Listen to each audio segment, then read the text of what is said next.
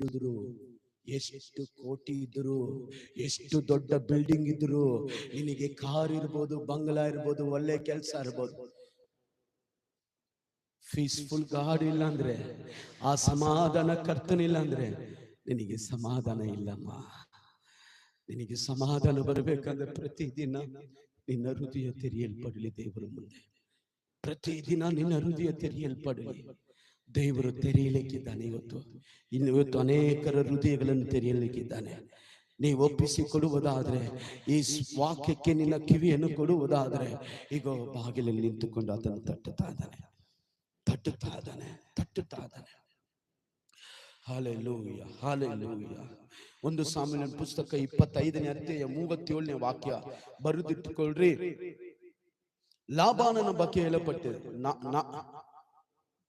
ವಾಕ್ಯವನ್ನು ಓದಿ.